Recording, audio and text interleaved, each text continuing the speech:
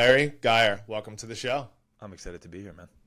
Yeah, I was just saying that you have a beautiful background. I have to get on some of my guests because they show up in a dark room, and I'm like, can we put a light on? And you're ready to rock and roll.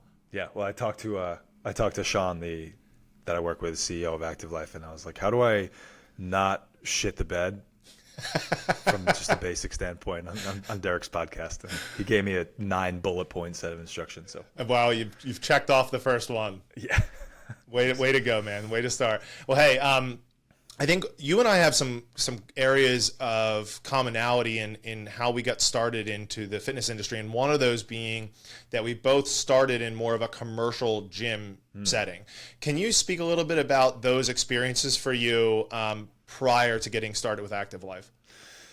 Yeah, for sure, man. Well, I graduated with a degree in anthropology because it required the fewest number of credits to graduate, and I was qualified to tell people where the Museum of Natural History bathroom was. And I was like, okay, this is not where I'm going with life. Hurricane Sandy hit New York. I had no house anymore. And I was working 3 part-time jobs that I liked but didn't care about. So I spent 10 days helping my mom clean out the house where we both lived, helped some neighbors, quit the 3 jobs, and bought a one-way ticket out of the country.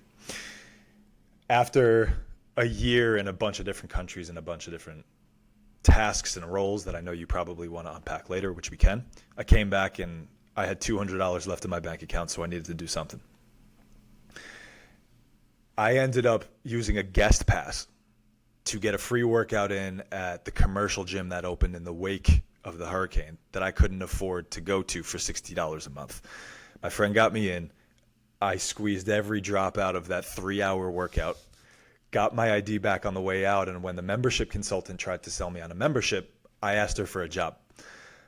A week later, I was teaching kids how to swim in waist-deep cold water for $9 an hour, and I got free membership, which was great. 3 months in, the fitness manager noticed that more members were asking me for help than they were asking the floor personal trainers at the time. And so he asked me if I ever thought about doing it. To make a long story short, a few months later, I got the certification that I needed to legally do it, and I was personal training in a commercial gym, which was a trip. Oh, I'm sure. I mean, in comparison to the clients that you see now, both in terms of their behavior and just the atmosphere that you're in, I'm sure it's like night and day. Yes, for sure. Yeah, just as a one-word answer, yes. Mm-hmm. No.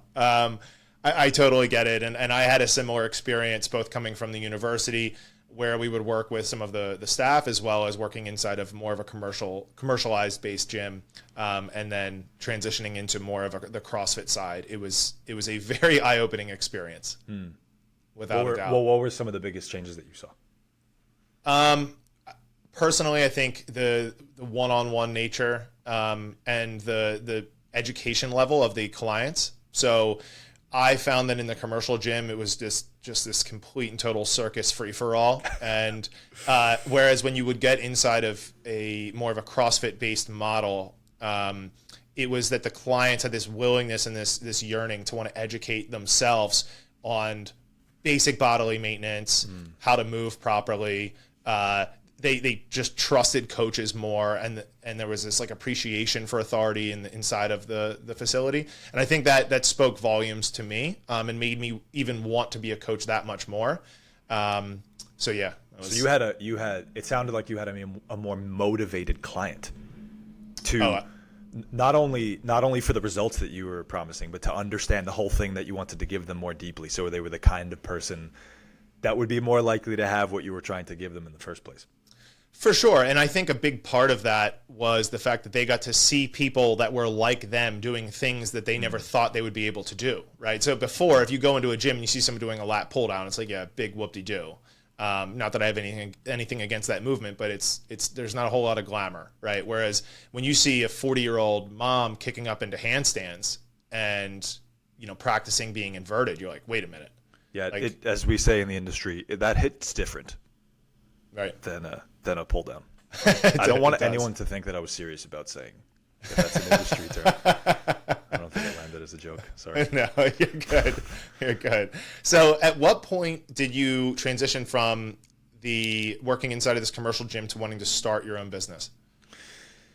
I think I was there for 2 or 3 years when I got to better know and understand the CEO of Active Life Now. We lived in the same town. We had crossed paths in a coffee shop a bunch of times, and he really helped me understand that what I was getting after anyway, just because I was interested in it and my intuition was leading me there, that it was not only possible, but it was already happening, and that there was something bigger and better than being a personal trainer in a commercial gym for the rest of my life. Now, to be perfectly clear, it was the richest breeding ground for my learning that I think I could have had at the time.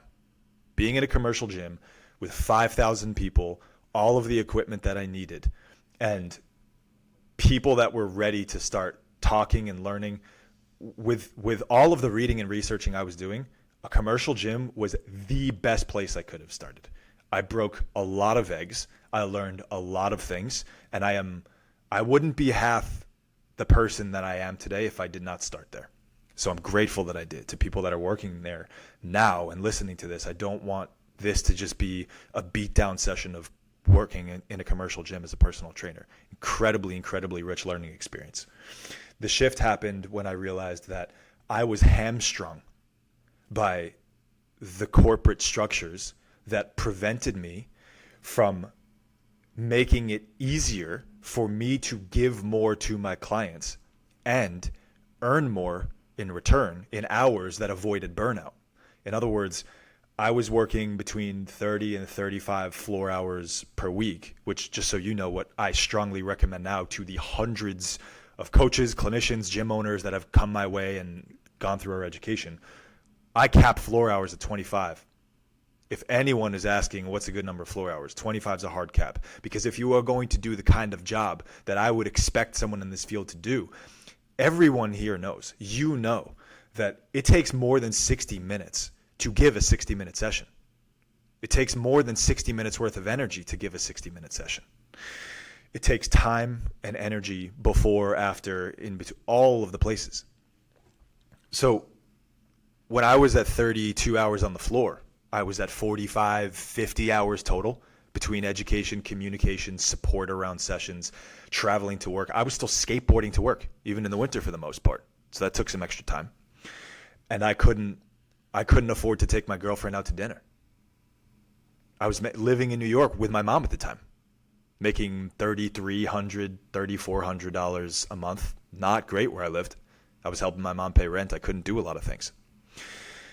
So the shift happened when I realized no matter how hard I tried, with all of my creativity, there was no way that this gym was going to let me break the rigidity of these are the two products you can sell.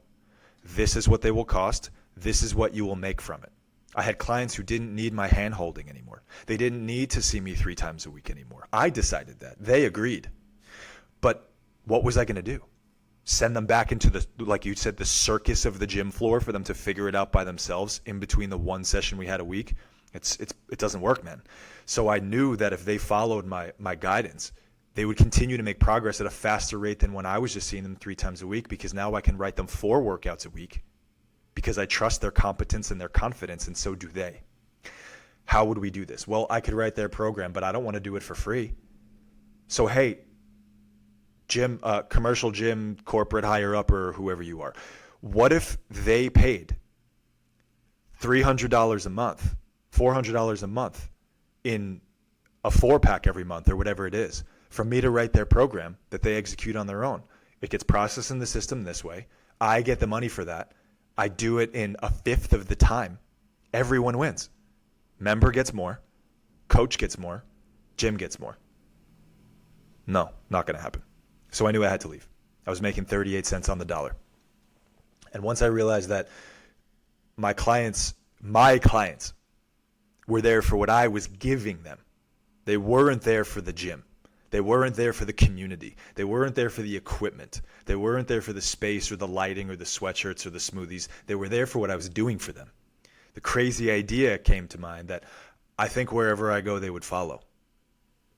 And I took that bet. I did the math on how many of my clients I would need to come with me. And the answer was I needed 60% of my clients to say yes in order for me to break even. I had the conversation with all of them about exactly what they would need, exactly what it would cost, where we were going to do this. They were going to pay me more, they were going to see me less, and we were going to do it in a hole-in-the-wall, leaky, rusty public rec center. 100% of them said yes without blinking. Where you go, I go. I actually fired 30-40% of them because I realized I didn't want to help them and they didn't need me as much as the others did. I lost $2,000. The gym lost $14,000 worth of income the next 2 months. And I want to circle back to that for gym owners hearing that, saying that sucks. I want to make sure I speak to that. I lost $2,000 for the next 2 months because they had just purchased packages that I was going to service and the gym wasn't going to refund. So I ate $2,000 a month for the next 2.5 months. The third month, I made close to double what I was earning in a little over half the time. A couple months after that, I was tracking $120,000 personal training business in 22 hours a week total. So that was a big shift, man. I can imagine. Yeah, I mean, and one of the things you mentioned there was that you didn't want to speak down to your experiences at this commercial gym. And I think what's worth noting is just how many reps you put in getting all those hours in. So even though you can now, retrospectively look back and say, it wasn't worth my time per energy unit to be spending that amount of time on the floor because it is inevitably going to lead to burnout to me and is not going to lead to further production or progress with the clients, you can look back and go, yeah, but look how many reps I was able to put in with these clients in time under tension. And I think that can't be, spoken highly enough. I couldn't agree more with you, man. There are a couple other points I want to make about that gym. For any gym owner here who's listening saying, well, that would suck for me to have a coach leave with all that business. I want to make sure it's crystal clear that I did not want to leave. I banged my head against the wall for 8 months before I decided it's not that I want to leave, I must leave, because I'm in a position where I'm either going to go, quote, get a real job, or I'm going to figure out how to make this ridiculous, crazy idea of coaching work. And the truth is, it wasn't a choice for me. I knew what I needed to do, so I just needed to figure out how I was going to do it. I loved that gym. It's where my career was born. I would say I knew 3,800 of the 5,000 people by name. I knew dogs' names, families' names, where they were going for vacation. Some of the most important relationships I've ever had have come from that gym. I didn't want to go. I tried my ass off to stay. It was a must. It wasn't a want. Yeah, and unfortunately, that was par for the course around that time. I'm assuming this was like 2010 to 2015, somewhere in there? It was a little later. It was 2018, January 1st, 2018. Yeah, so even then, the commercial space still is in a position, like if you were to go and try to get a personal training job at more of a Globo-style gym nowadays, it is going to very much be constricted to the offerings that they have and an hourly rate, and then it doesn't budge. For sure. So, it puts people like myself as a gym owner in a position where we go, okay, well, how do we create a model that is of very high value for the client, but can also provide opportunities for coaches to make a real living doing this? So I'll tell you a quick story. When I first got into this as part of being a gym owner, one of the things that would drive me absolutely nuts is people would say to me, are you still doing the gym thing? And it was just implicit, right, in that they believed it wasn't real, that they believed it wasn't an actual career. And I was the owner.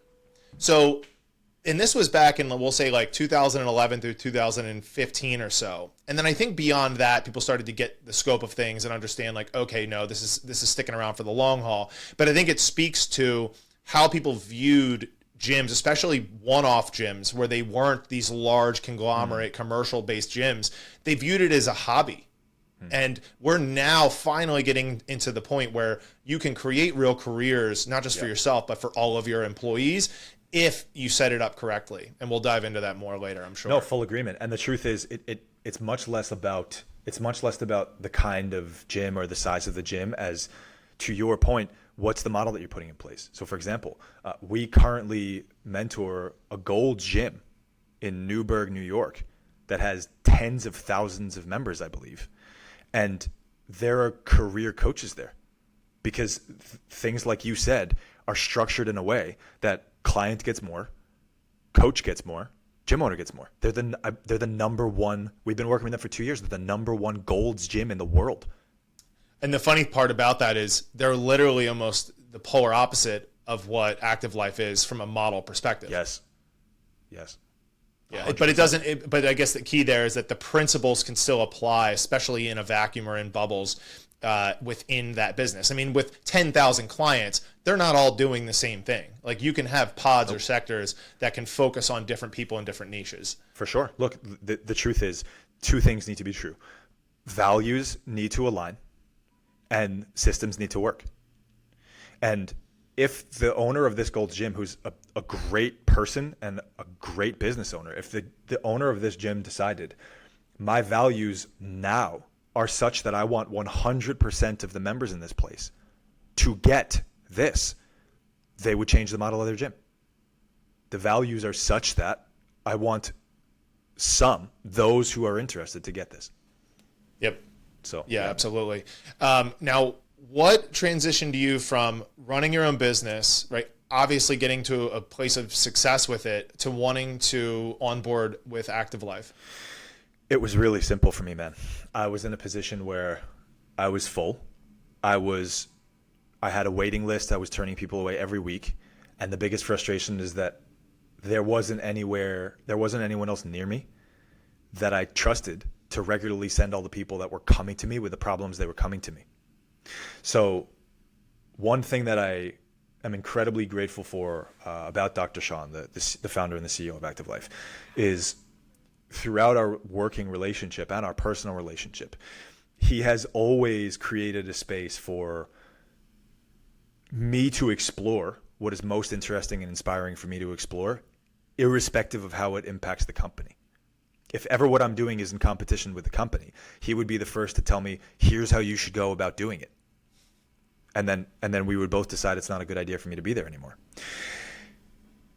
Once I realized that, oh man, I need to put together some sort of little mentorship where I could recreate myself, where I can help a budding personal trainer do what I want to do, mostly so that I know that there's someone trustworthy I can send these people to.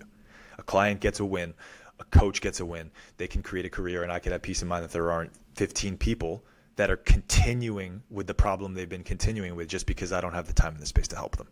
I brought this to Dr. Sean and some other people on staff, and it wasn't long into the conversation where I realized the number one fastest, most effective way for me to scale myself is by leaning more into working with Active Life and less on me having my own personal training business.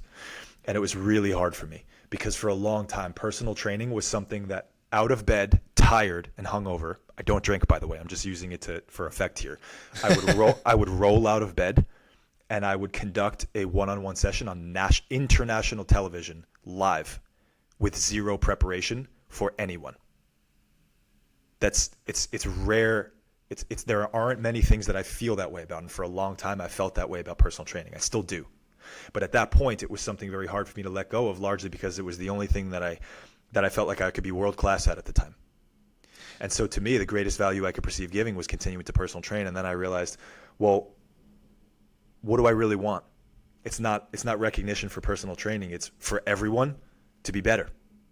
And the best way to do that was to join a company that would allow me to scale. And it wasn't much longer before I gave up 97% of the time that I was dedicating towards my own business and put it into Active Life. Yeah, I think every business owner and coach at some point has that epiphany moment where they realize that if their true goal is to help as many people as they possibly can, to the degree that they want to help them, they have to be able to onboard their systems and ways of thinking and frameworks into other people. And that's a whole different animal, right? I think it's going from coaching clients to coaching coaches is not a super smooth transition. No, and I'm sure that you had the moment where you, as a gym owner, you were probably, I imagine there was a point in your career as a gym owner where you were both gym owning and coaching. Pretty much the first 7-8 years. And I imagine there was a point where, I could be wrong about this, but I imagine there might have been a point where you needed to decide, I need to let go of coaching in a way that might have that might have created some resistance in order for you to decide there are other people that need to replace me, and it's okay if they become better than me at this thing that I want them to be great at. Yeah, and I think that's the key point there. It's not just I have to be okay with other people coaching. It's I have to be okay with not being the best. And I think that was so hard for me to let go because I put my heart into the artistry of it for so long. And then to watch other people, blossom and find their areas of particular expertise and then exceed me was hard because it meant that much of it was due to the fact that I was having to put more time on the business side and less on the floor. And then that obviously has kickback from certain clients because people are like, where are you now? You know what I mean? So you have this tug of war going on. So yes, it was hard. And it was probably a multi-year transition, but it's one that I'm so incredibly grateful for that has taken place. Yeah, it's been a totally worthwhile trade. Oh, 1,000 times over. And I'm sure the same goes for you. Now, I do want to talk a little bit about your travel because I'm somebody that loves traveling myself, and I find that it just helps expand your empathy centers and helps you connect with people on a deeper level. Just getting this exposure to different cultures. You traveled through 9 countries in 11 months, correct? That's correct.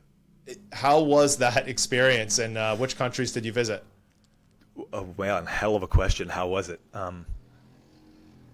I grew 10 years in that year. Right? It spiritually, emotionally, psychologically, socially, insane accelerant. And not in an undue, premature way. Like accelerated ripening. It was just fertilizer for a lot of the things you described. I loved the way that you described that it deepens your empathy centers. That's probably one of the primary things that it's done. And I do consider empathy a superpower when you can wield it effectively and you have a deep sense of it. In order, forgive me if I'm missing one or two. It was Israel, Thailand,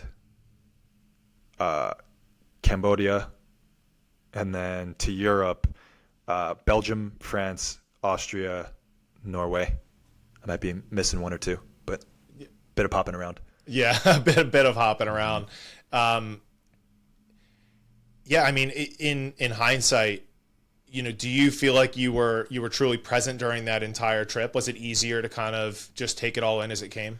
That's a good question, man, and I think the strong answer is no. I struggled a lot that trip. There was a lot of pain and a lot of confusion that I was working through on that trip. And to be clear, there was a ton of adventure, joy, discovery, revelation, growth, magic. But it was all this big cocktail of a lot of those things being figured out. I was homesick plenty. I was coming off the heels of a breakup that hurt really bad. There was very little understanding of who I was and where I was going. And that trip helped a lot, largely because I think I started to understand myself and human beings much more completely and all the way through, deeply, broadly, than I ever would have been able to without doing all of that. Right? I was a stranger, and I experienced 11 months of novelty in 7-8 different languages. So there's a lot of learning there. Yeah, no, you picked up a few languages along the way, correct? There were a few that I had started teaching myself before I left, and most of the ones that I heard along the way were just, this is what I'm learning to be effective here. But yeah, I certainly deepened the ones that I was interested in. Now, speaking of connection and empathy, in speaking with Sean Pastouche about you, he said that one of your greatest gifts is your ability to listen intently with clients. And while this is something like it's an obvious skill that everyone wants, but it's clearly one that not everyone possesses. What do you think has allowed you to kind of sharpen this skill? You're talking about listening? Listening, yep. Sharpening the skill has just come from learning techniques to listen better maybe. But the truth of the matter is I don't want to just give a tactical answer, because at the core of why I believe I listen the way I do is the fact that I am insatiably curious and I care about people intensely. It's not something that I want to go away. It's not something that I have figured out how to effectively use or even understand, but I care about and believe in people so intensely that I found they're forced to believe in themselves. It's something that I said once that I realized I do, and a local commercial gym that we mentored actually put it on the back of their shirt for the definition of a coach. And that's really at the center of it, I believe. I'm genuinely curious and interested. Well, yeah, I mean, I feel like that's a great launching point, right? Because if you're in it for those reasons, everything else kind of comes with it. Yeah, man. It's like, okay, if that's the decision, you don't have to figure. There's nothing else to figure out. If your focus and your intention is there's nowhere else I'd rather be, there's no one else I'd rather be talking to, I don't exist right now, how deeply and completely can I listen to, hear, see, feel, and smell and understand the person sitting in front of me? The rest of it's going to be automatic. Now let's get in. Yeah, I was going to say, I want to get into some of the details with some clients because I feel like some real life examples would help paint this picture really well. So, what are some examples of times that you've worked with clients where listening became paramount because of maybe their backstory or the problems that they were facing? Well, I think it's fair to say that listening is always paramount with a client. That's certainly been my policy anyway. There isn't ever a time where I decide that I'm not listening to a client or I'm going to disregard it. There might be a time where what they're saying is either a distraction or they're unfocused or they're off the path or they're wandering. But that's important information to me, and it's something that I'm definitely listening to. I'm certainly keeping my eye back on the peak while I'm helping them struggle over the pebbles that we're stumbling on the path right now or wandering off the path. But I'm always listening because it's always information. A good example is I had a client named Clarissa that I gave over to a colleague of mine only a few months ago because she and her husband were moving to Colorado.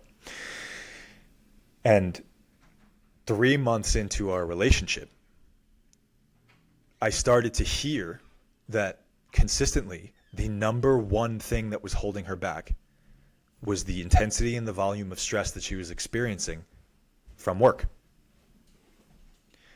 It's very, very easy to say, okay, well, let's just start moving and you'll feel better, which is true, by the way. You and I both know that. It's very, very easy to say, well, just hear them until they're done venting about it and then get on with the program.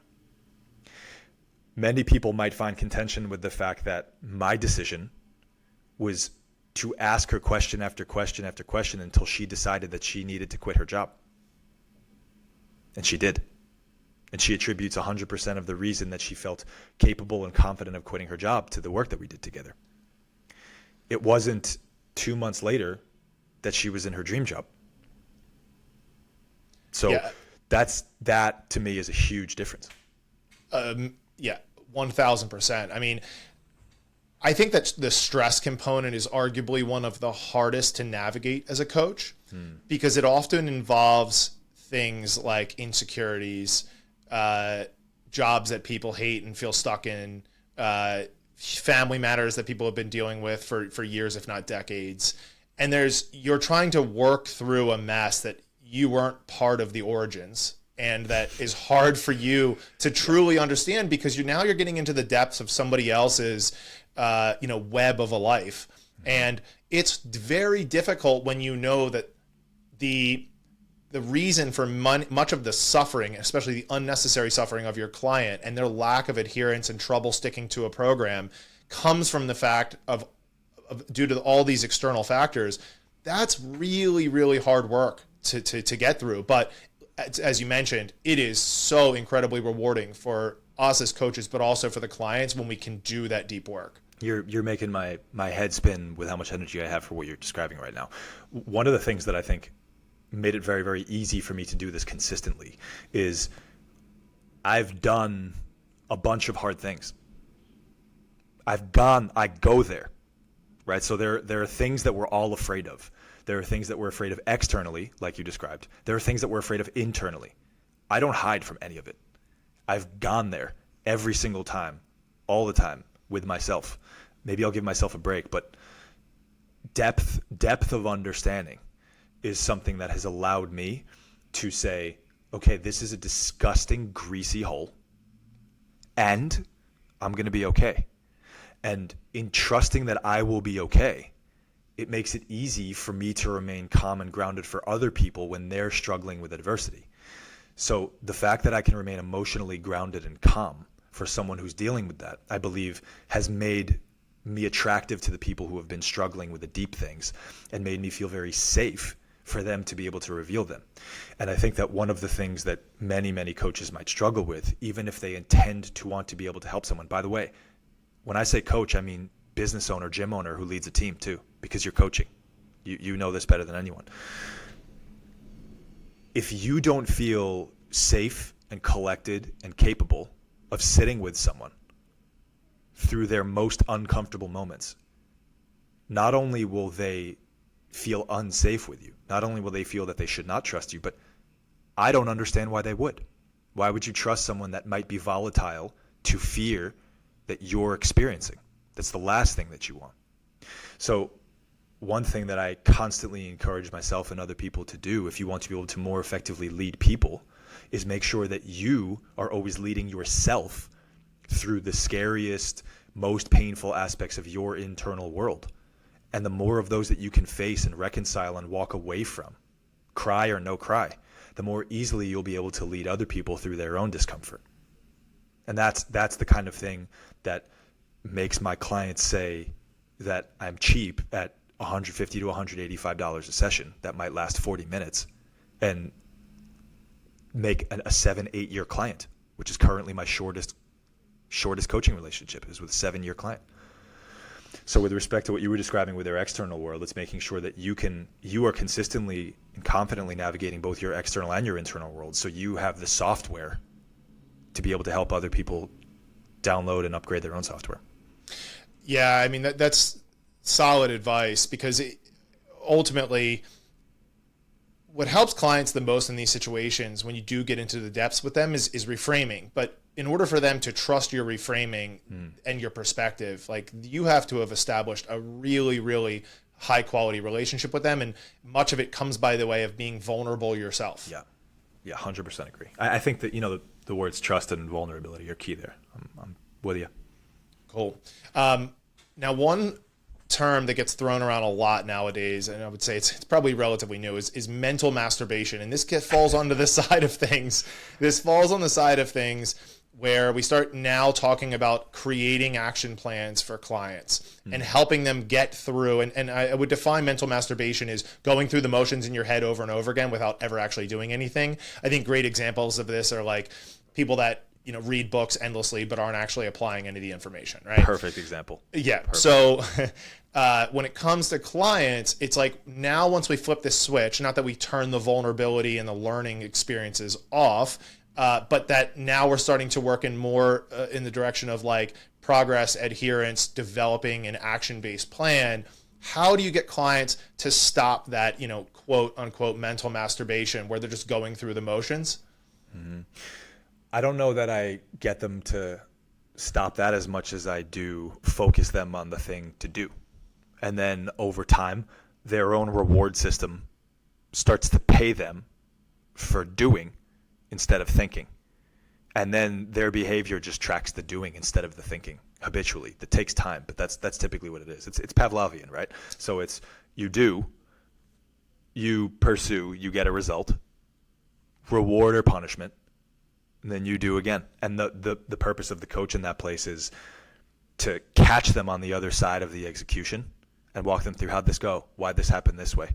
What are your thoughts about this? Like my goal is to get people as autonomous as possible. I want to get to the point where I'm just a guide and they're doing as much as they can on their own, and they get to the point where they see me as a consultant. Yeah, go ahead. I was going to ask, like, how much of that do you think falls under the umbrella of, lost my thought for a second. That's okay. So as part of like getting people back into this action plan, how much of it do you think falls under the need to measure the right things? Can you ask me that a little bit differently? Because I think I understand what you're saying, but I'm not sure. So what I'm getting at here is that in order to be able to demonstrate progress to somebody, you have to be measuring something, right? Objectively or subjectively speaking. Sure. And I think one of the problems that we face is that people sense failure because they're measuring the wrong thing sometimes. Nice. So how much of that do you think plays a role in this? Huge. I think that's a really good question. And I see it as my job to ask the client, what would you consider a measure of progress? And my job is then to just take whatever expertise I have and let them chase ideal, let us chase ideal together, and then ground it in reality, physical reality, right? The only limit here is physical reality. So anything that they can think of that needs to happen in physical reality with all the adaptations required is, this is what I believe that we could reasonably achieve. What are the metrics that would allow you to determine this is working? What would you like to see happen? How would you tell yourself, oh, this is working? This is what I believe is going to be a reasonable amount of time for you to see that. Does that check out for you? Does that sound like too much? Does it sound like too little? Does that sound just right? Too much? Well, let's discuss that. Why? Too little? That's great news. So it's helping them really decide what success is for them. Is it how you look? Is it how you feel? Is it how you notice yourself talking to yourself? Is it that you've noticed you've stopped using certain language to describe yourself? What are the metrics? Subjectively, it's, hey, I just want to share, your eyes look way less tired on average when you walk in here. I don't know what that means to you. That's huge to me. Hey, I don't know if you've noticed this or anyone else has noticed this. I've noticed that you've been smiling way more during sessions than you were a few months ago. How are you sleeping? What time are you noticing that you're waking up? There are a million. But once we agree on what a measure of progress is, well, it's up to you to decide how you want to break up the units and measure it, right? Yeah, absolutely. And just to rewind the tape a little bit, when we talked about the reframing for the client, I think this is where some of the gap and the gain language comes in, where you can talk about, hey, we created these measurements, and while they're not this star that's light years away that you would eventually like to reach, look where you were and where you are now. And I think being able to shine the flashlight on that time and time again when the timing is right really helps propel the client and start being able to see further out in front of them. You know what I mean? And I think in the very beginning, and this is true for people that are going through depression, they can't see very much into the future. So I think the same is true for clients that are just starting out and have built up a lot of self-resentment and disbelief in themselves. Many of their goals, they have these like very arbitrary goals that they throw out far into the future, but they don't actually believe that they're the type of person that can attain them. And then when you get them fixated on the goals directly in front of them, you start to see the fear kind of come in. And I think by creating repetition and little wins over time, it helps build the momentum to where they not only set goals far out into the future, they have a better handle on whether or not they actually want them, and their belief for the fact that they can go get them is that much higher. Yeah, nice. So for you, it sounds like you're describing what we have to do, no matter how big it is cast a vision for what a win would be. Even if that vision is 2 centimeters in front of where they are right now, create some little vacuum of space that they actually believe they can fill. Let them do it, praise the hell out of it, and then they're probably likely for a slightly bigger one, and we go on and so forth. Is that it? Yeah, absolutely. Well, and we talked about this at kind of the ground level, right, of like creating an action plan for clients now. But one thing that you mentioned in your notes that I went over was about helping clients to create goals that they thought were rather undiscoverable or impossible for them, right? So these kind of larger scale goals that somebody maybe had previously never even considered was a possibility for themselves. Can you speak to kind of the importance of putting clients in a position to expect more of themselves? Yes. The client that comes to mind, his name is Mike Geller. Brief background on Mike Geller. He was a fire lieutenant. He was in a motorcycle accident. It would be easier for me to list the things that he did not break than the things that he did. He was paralyzed for a month and a half, hospital, half blind, finger torn off his hand, 5 vertebrae fused, could not walk, terrible neuropathies, bad. The doctor told his wife he'll probably never walk again. After he got onto his feet and could hobble around, the doctor told him, you're going to use these little arm crutches here. I want you to think about physical therapy. Told him we need to get some basic cardio going on, and you need to use as many upper body machines in the gym as you can to just keep your muscle mass there. It's going to be good for your heart. It's going to be good for your hormones, blah, blah, blah, blah, blah. He came into the gym because he was entitled to a free session at the commercial gym where I worked. And the person wanted to pair him with me. We did. And he said, yeah, I would like you to teach me how to use all the upper body machines. Because, the doctor said I'm probably not going to be able to walk. You could see that my legs are pretty lanky here. And I just want to keep as much muscle on my upper body as I can. And I said, can I ask you a crazy question? And he said, sure. So I asked him, if you were able to run again, would that be something you would want to pursue? He said, of course, but I've just had 9 different people with white coats and letters after their name tell me that I won't be able to do that. And I said, that's not what I'm concerned with. I'm just asking if that's something you would be interested in if it were possible. He said, of course it would be. I said, okay, well, if we are going to work together, we're not going to do any of the shit that you were describing. And we're going to do things very differently. I'm about 40% confident that I can get you off of crutches long term based on knowing you for 20 minutes. Is that a journey that's worth pursuing for you? He was a client 3 minutes later. The fact that I was upfront with him about how confident I was important to him. It was trustworthy. The fact that I demonstrated to him what I was interested in, which was him running, not doing pec flies on a machine, was inspiring to him. The fact that I was dedicated to him more than anyone that he had worked with at that time was reassuring to him. Fast forward, he sprints now. He CrossFits 3 days a week. He California rolls on the floor. He hasn't used a cane or crutches in 3 years. So the idea that you can simply ask someone, is this interesting to you? Is this future interesting to you? I'm not asking you how realistic you think it is. I'm just asking you if you like the idea. If they say yes, then it's up to you to decide, is there what in me believes I can help them do that? Is there anything? If there isn't, you shouldn't be casting a vision like that. If there's something that you think you or someone else could do, then it's your job, whether you could do it or someone else can do it, to put them in front of that person. This is always a really tough one for me because I have a hard time working through this disparity between not wanting to onboard goals to clients that I have for them or that other people have been able to accomplish that I believe would truly transform their life, right? I want people to genuinely come up with these things themselves. But at the same time, knowing how blind the average person is to the capacity that they could have if they actually put the work in and how it would immensely benefit their life puts me in a position where, and this is part of, we spoke earlier about the difference of a commercial gym versus a gym like my own or like Active Life, where part of what my hope, like genuine belief is in my facility is that I want to expose people to the possibilities that are out there. I don't necessarily want to give them the goals on a silver platter and say, this is what you should do.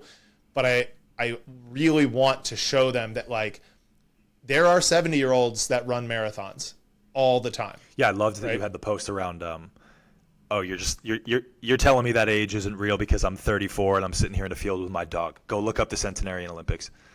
Right. I loved that you posted that, man. There are too many old people who are crushing it for that story to be bite-worthy.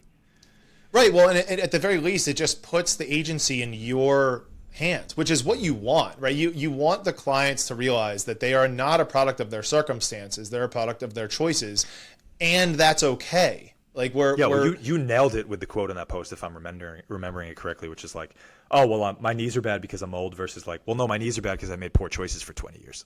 People don't want to say that because it hurts and it's embarrassing. It's at 1 out of 100 are ready to admit that like that. Right, and then on the tail of it is and that means I can't, like, I'm too old to do anything. I'm damaged goods. And that's just not the case. I think people very much underappreciate how much, like, how little change they can make to their body composition in a short amount of time, but how they underappreciate how much the difference they can make to their just capacity and movement quality and pain-free movement in a very short amount of time. I mean, within 90 days, if someone is adherent and sticking to the plan, they can see miraculous changes in their ability to walk without pain, their ability to run without pain. Like, it is unbelievable.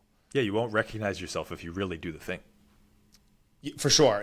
But again, this comes back to measuring the right thing. Yes. Right? If we're only focused on body composition, increase in lean muscle mass, and it's not that those things won't change, nor that they're not important. It's just that for somebody that's coming to you that is scared of walking down steps, so they lean heavily onto a railing, to be able to go from that to being able to skip down the steps without even having to think about it is such a tremendous difference in their life. Well, you described how do you get people to stop mental masturbation. I think right there with it is, how do you get people to stop mental flagellation? Right? I'm broken and I never can, and I'm useless. I see those as operating at the same level. One's a little bit more positively focused, one's negatively focused, but you're spinning your wheels either way. Well, and to your point, the part of the problem is that we have people in white coats telling people that. You know, I think that is one of my biggest frustrations in working with other medical professionals, is when people put a governor on somebody, and this regardless of age. I like right? that expression. I've never heard that before. What, like just a governor? Yeah. Yeah, well, I mean, and that's how I perceive it, because people will come to me and they're like, I was told I can't squat anymore. And I'm like, well, why? Right? And then you start digging, and you're like, they haven't even done imaging on you. You know what I mean? Like we're nowhere near diagnosing you to a point where we can definitively say, which, by the way, imaging doesn't even give us that sort of credence to begin with, but saying with 100% certainty, if you squat, bad things will happen. And I think planting that seed in someone's mind is such a disservice to the miraculous things that others have done that are in worse off positions than them. I'm in agreement. And wherever it's due, I want to let those people off the hook, only because even those people in the lab coats haven't been educated that there's a better way to do it. And so what they're trying to do is, first and foremost, they need to protect themselves by not knowing because they don't know what they don't know. And they want to not make sure that they're going to be liable for telling someone that they shouldn't expect. And they want to make sure that the person isn't doing anything that's too dangerous for them. And that professional doesn't know what the effective parameters are, and to your point, what the reasonable metrics would be for improvement. So the reason the coaching industry needs to be developed and credible in the same way that the medical industry is so that a coach, a personal trainer, a physical therapist, and a doctor all have a seat at the table, are making the same amount of money for doing jobs that they're all supposed to be doing, and trust each other to do effectively. Yeah, no, amen. I mean, and I think it's because many of the doctors and medical professionals are working within the confines of their education, but more importantly, their own personal experiences. Yes. And for anybody that has spent time in a hospital, my wife gave birth a few months ago, and then also in primary care, offices. I just went 2 or 3 weeks ago. You know that is not a breeding ground for fit people. Right? It's like they are just as much an example of the problems in this country as the general public are. Sure. Well, also, I think we're one of 2 countries in the world, I believe the other one is Brazil, where it is legal for pharmaceutical companies to advertise and say, ask your doctor about this. Do you have this problem? Ask your doctor about this pill. We're one of 2 countries in the world where that's legal. Yeah, it's absolutely wild. I mean, I could go on for days with my frustrations around the healthcare system, but no, but to your point and what we're discussing right now, if you have someone who, look, there are times, if I'm having a medical emergency, I'm not calling a personal trainer. If I have a medical emergency, I'm 100% calling a doctor. Right. And I want the doctor to do a great job. After the doctor's done his job, I'm expecting, and this is where I think you were describing, like, people don't know what to expect because it's become normal for them to expect shitty, pardon my language. If I expect that after the doctor's done his job, that my body is seeking perfect health and it's waiting for the environment to do it. So after the medical doctor has patched up the hole, fixed the broken thing, tied together the loose ends, that I now am in the environment where I need to seek, well, what's the guidance to create a more perfect environment for my body to just chase the perfection that it's doing anyway since the time I was 2 cells old? Yeah. I mean, and this is why I have gone out of my way to try to establish healthy relationships with every physical therapist in my area, because of the fact that I know that if I can create a trusting relationship with them and a referral system, that those individuals that come into them because they've been dealing with knee pain for the last 10 years and it's finally gotten to a point where it's severely affecting their quality of life, can go through their physical therapy type exercises. And then once their insurance stops paying and the physical therapist believes that they've checked enough boxes to get them to be able to walk and do some basic daily functions without any sort of severe pain, they can then say, hey, let's not just go back to your old baseline. Let's exceed it, right? Let's create a plan that can actually start to improve your quality of life, not just maintain as long as possible. Yep. Yeah. What are some of the favorite types of clients for you to work with? I know niching down is something that can be a tough conversation for somebody that enjoys, that has such an insatiable level of curiosity. Do you have a type of client that you particularly like to work with? The clients that I work with, I am completely selfish with the people that I take on. 3 days ago, a former client referred a friend to me. And the friend said, hi, I'm going to be in New York for 8 weeks. And I heard you're the best around. And I'm looking for someone to guide me through some workouts for the 8 weeks that I'm going to be here. It didn't take more information. That's not true.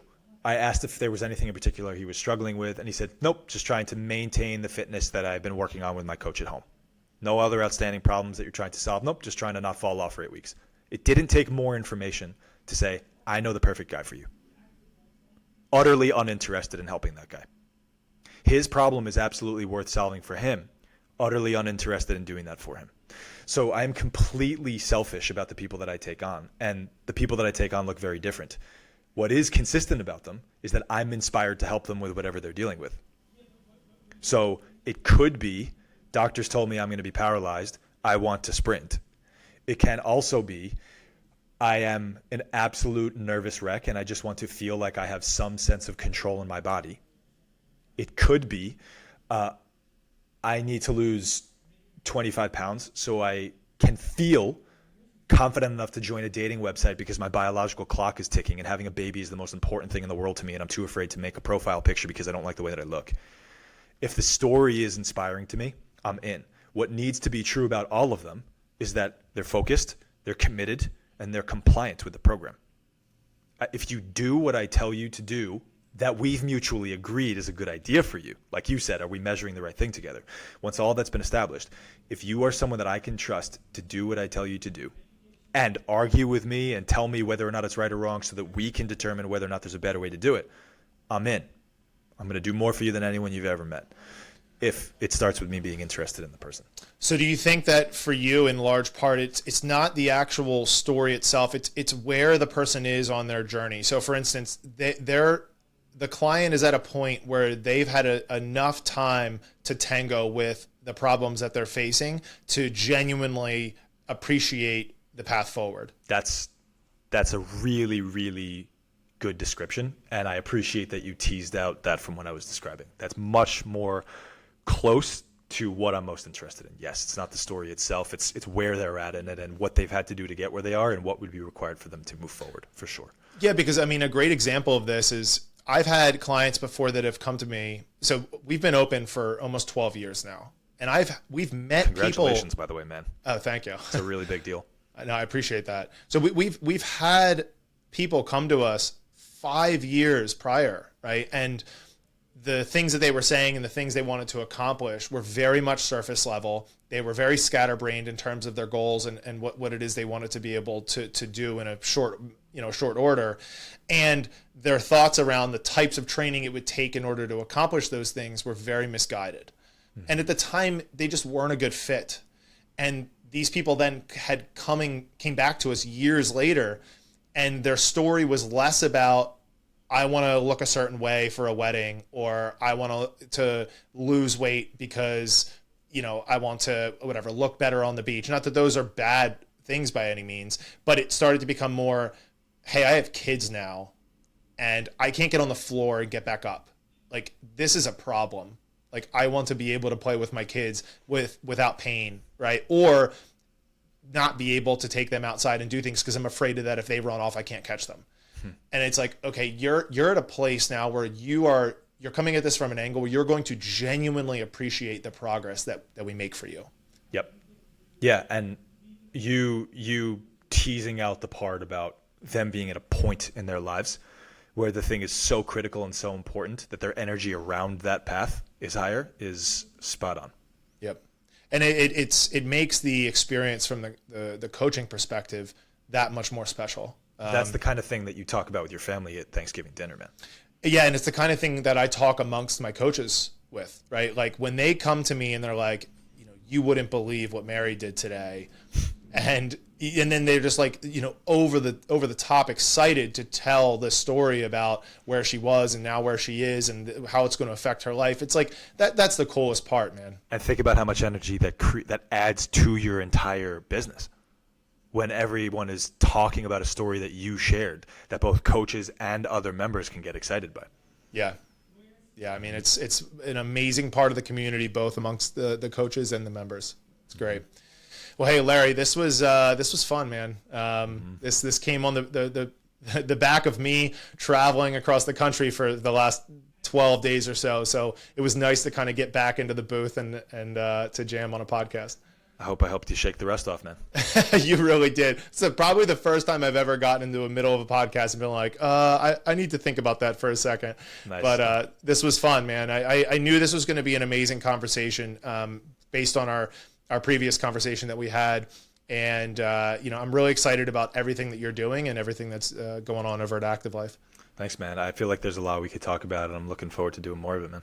We will absolutely do that. Hey, tell the guests a little bit more about where they can learn more about you. Instagram, Larry_the human. Active Life Professional and Active Life RX. All. See you out there. I love it. Check them out, guys.